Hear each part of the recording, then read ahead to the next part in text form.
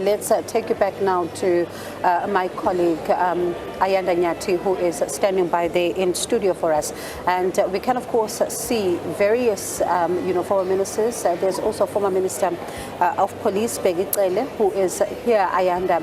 And these are his former, colleagues who would have been with him in different cabinet meetings. And at the same time, you then hear about this man who was not only a politician, but a pharmacist through and through, right up until, the very end, as he would go through some prescriptions, as we've heard those notes there from some of his colleagues. Ayanda?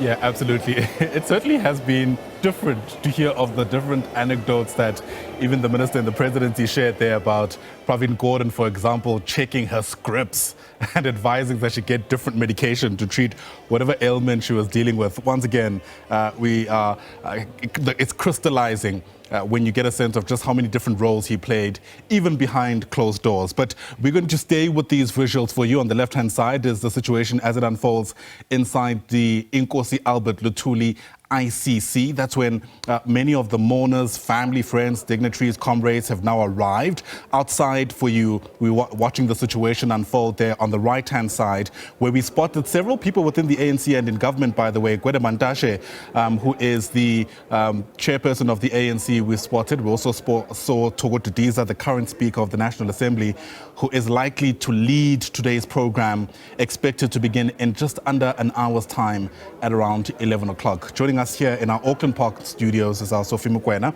She, of course, heads the international desk for SABC News. And there's been so much said, Sophie, as we take stock of the legacy of Pravin Gordhan.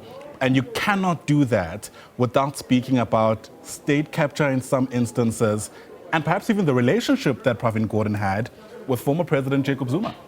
Yes, the issue of state capture, it is going to be a key word or phrase during the deliberations or when people are speaking, because you can't leave that out, because you know how he was firm on that, and that even led to the current hatred against him in relation to those perhaps who were fingered, but also those who feel that the issue of state capture was a non-issue. And therefore, the people who are going to speak are going to try and clarify that.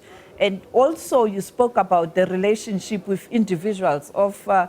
Key is President Jacob Zuma then. And as you heard from President Jacob Zuma weekend, that it is Pravin Gordhan who assisted him to leave the country, and he was intending to come back. He went to Eswatini, Swaziland at that time, where he met the former president of South Africa, Thabo Mbeki. But after receiving certain information while Zuma was in Eswatini or Swaziland, the decision was taken that Jacob Zuma shouldn't go back to South Africa. And you had yesterday again Bheki Cele talking about the role that he played in terms of the underground movement and people coming in and outside the country.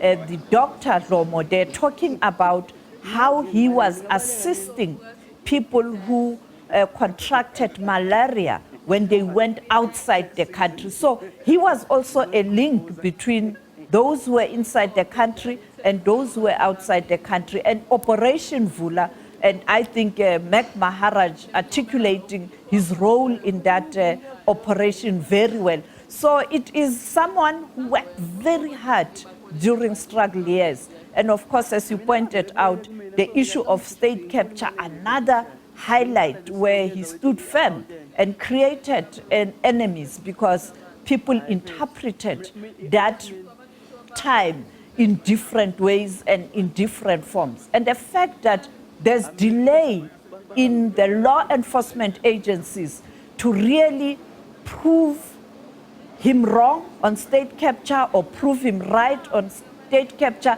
doesn't help the situation either, because I think the nation wants to know the reality in relation to the state capture, and the reality you can only get it in the court of law where evidence can be presented. And I think until this matter is really before the courts, people will continue to interpret state capture in different ways. Absolutely. It's a battle of the narrative, sometimes in the public domain where, let's face it, the burden of proof, the standard at least of proof is very different. The NPA also facing a lot of pressure to finally make headway and catch the big fish is the word that's being used. Those who are responsible for really orchestrating and seeing through state capture. We've heard in the public also, many people, I think it was a fellow broadcaster, who mentioned that Pravin Gordhan really gave a bloodied nose to those who are trying to push through the agenda of state capture when he sounded the alarm at a very early stage of brown envelopes being passed through, even before we had a grasp of what might be taking place behind closed doors. And I imagine all of that is going to be ventilated throughout the course of the morning today as we take stock of Pravin Gordhan's life. And because this is a special official Category 2 funeral, Sophie, we also know that there's a very set way in which the program is likely to unfold. Yes, you'll have a program that will allow his party to speak and talk about their member, their leader. You'll have a category where friends will also share their experiences in terms of him as a personal friend. You will have colleagues, those who worked with him in cabinet, doing the same. And then you will also have the family, the most important institution, the family, because they have been supporting him in many, many facets of his life, when as a father, but also coming back from work, having achieved a high performance as he did with SARS during difficult times, the recall, and even during difficult times, as you are aware that people continue to criticize how he handled the SAA matter and other institutions. So the family was always there. And of course, the head of state, the president, his leader, but someone who knew Pravin very well. When you look at what he did, particularly before 1994, there was no way Ramaphosa in the labor movement didn't interact with Pravin in the political work of Pravin as Natal Congress leader or also as a member of the UDF. And therefore, we will hear from the president when he is wrapping up the life and time of Pravin Gordhan. And also maybe he will share his views when he took a decision to say removing Pravin is not the right thing. Maybe this time around he will be able to give us more information. But you'll have people who are also critical, who are sitting at home, who are not part of this, who are also unpacking the life and time of the former minister, Pravin Gordhan. Absolutely. It's just gone just about 10:30 this Thursday morning. If you've just joined us, these are live visuals coming from inside the Inkosi Luthuli ICC and currently being beamed onto the screens there are literally images that I imagine characterize some of the most pivotal moments of Pravin Gordhan's life. We know that his activism began at a very young age when he started out at grassroots levels, forming organizations that really gave a lot of support to the ANC and the SACP.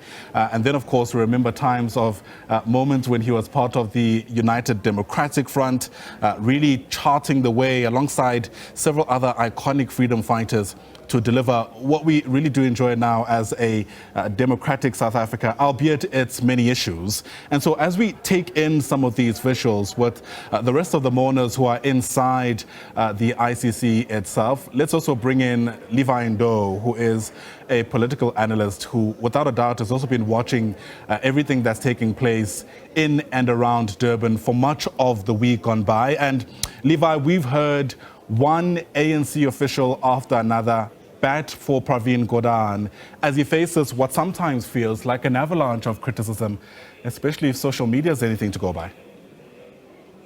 Ayanda, good morning to you. Good morning to the viewers at home. Indeed, you will get mixed feelings.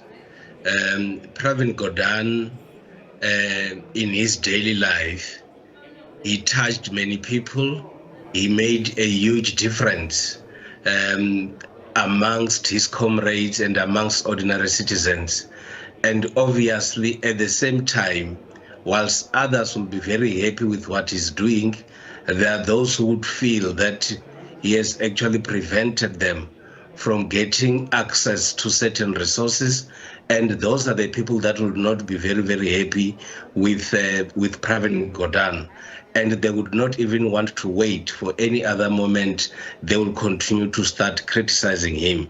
But what, in my view, becomes very important about the late Pravin Gordhan is that ever since he became a public representative, he has never been given a responsibility that one would see as a simple one.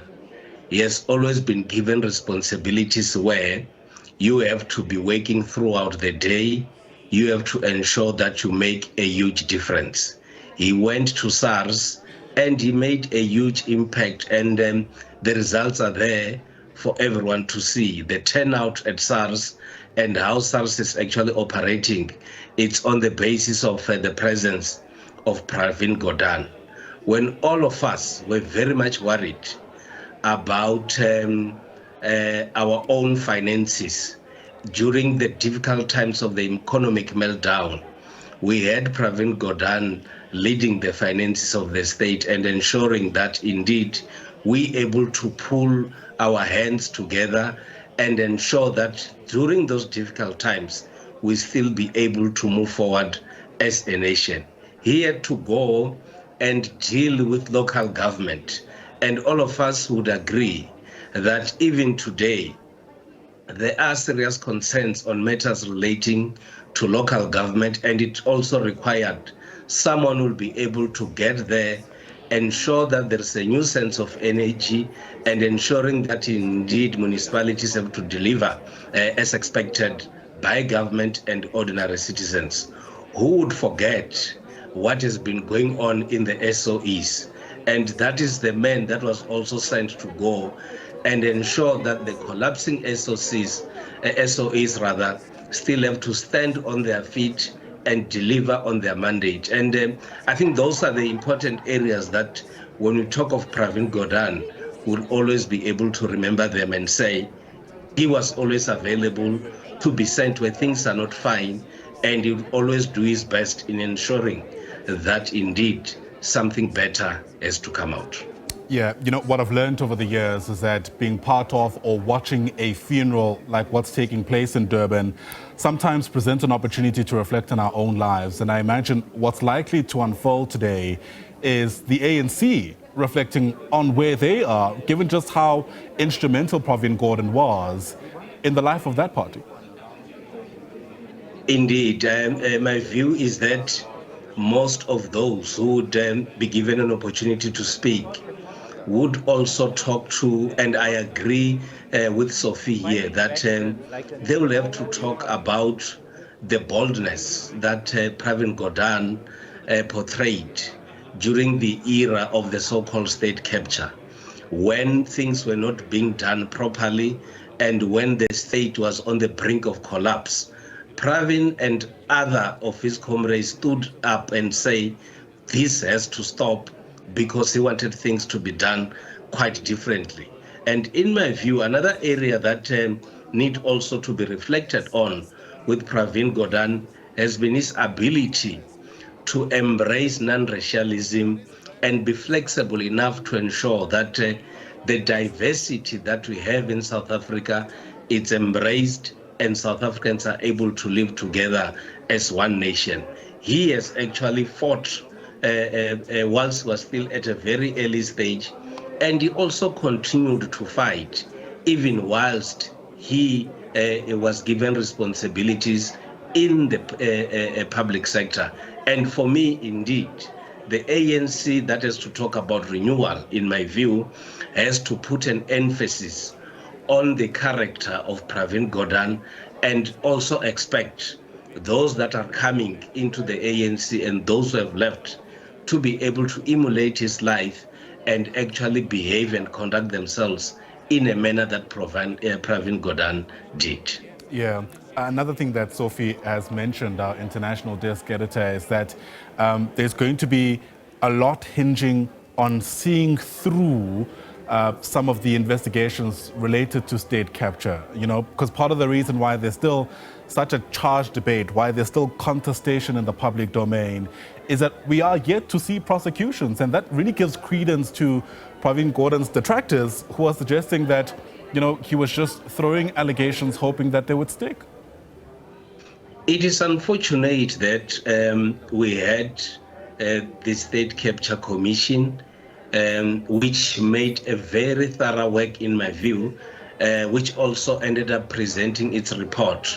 You look at the kind of resources that were used, the information that is there, and the unfortunate part indeed, which I heard former Justice Zondo appear to be quite frustrated by the slow pace in which the law enforcement agencies are moving, and at the same time, ordinary citizens saying, what else are you waiting for? Because you have all the information at your disposal. And my view is that Pravin Gordhan and many other South Africans would have loved to see the prosecutions and the law enforcement agencies in South Africa moving forward in response to what we got from the state capture report. Unfortunately, that is not what we are seeing, and they appear to be moving at a very, very slow pace. Indeed, there are many reasons that they would present. They will talk about the capacity, they'll talk about information gathering, and many, many other reasons. But the fact remains that there was a state capture report. There are people who have been implicated, and indeed, who would also, all of us want to see how then are they going to move forward and ensure that those who are found to have done wrong are actually put to their rightful place. Absolutely. Dr. Levi Ndo, I'm going to ask you to just be on standby for us as I get our viewers up to date with what we're seeing, what we know so far, and what we anticipate is going to unfold. So we're showing you several vantage points of the situation as it unfolds in and around the Inkosi Albert Luthuli ICC. On the bottom right-hand side of your screen, we're expecting to see the president arrive. Cyril Ramaphosa, of course, is going to deliver the eulogy today, and in some ways, he's got the mammoth task of really distilling a week's worth of tributes as he strikes a balance between acknowledging the many ways in which perhaps the ANC has fallen short of meeting Pravin Gordhan's expectations, and also speaking about the many ways in which Pravin Gordhan himself has contributed to the party. On the right-hand side is the situation inside the ICC. We're interspersing between visuals of the mourners there and some of the visuals of Pravin Gordhan's life as we take you through the timeline of his activism, which began at a very early stage. And with me inside our Auckland Park studios is our Sophie Mokoena. I've made reference to her multiple times in my conversation with Dr. Levi Ndo. She's also, of course, helping us contextualize both what we're seeing and what we're not seeing, and perhaps what it all means. And perhaps it's a good time to also bring you back into the discussion, Sophie, as we wait for the president to arrive and for the program itself to officially start. We heard yesterday that the retired Chief Justice Raymond Zondo was at the family home in Reservoir Hills, and in many ways, we don't know if he's going to say anything today, but it would make sense if he does. Yes, indeed, it will make sense if he does. But for some people, they are going to say that he was the chair of the State Capture Commission, and therefore they will continue to criticize him, as we know that even in relation to the former Chief Justice, there are people who are critical. You can see him there. And I think if he is going to speak, he is going to really focus on thought leadership in terms of honesty and integrity, because he was privileged to chair this commission, and he interacted with different people who went there before the state capture, even some saying that they were not given enough time to air their views, some saying they were not invited to come and present their side of a story. And that is why I'm talking about, until such time the legal processes or the justice processes is done, people will continue to use this opportunity to kind of push back, while others will continue to say, but this was a reality. And I think another person who can give insight in terms of this matter is the president, because you'd remember he was given the reports of the state capture. Right. And I will go back to him breaking the ranks. What did he observe at that moment? Absolutely. And we'll continue, of course, asking those very pivotal questions. But we're going to toss you back to our satellite studios just close to the Durban ICC, or the Inkosi Albert Luthuli ICC. That's where we find Aubongiwe Zwane and Zwandile Mbecha, our politics editor, who, of course, have been speaking to many people who've interacted very closely with Pravin Gordhan over the years.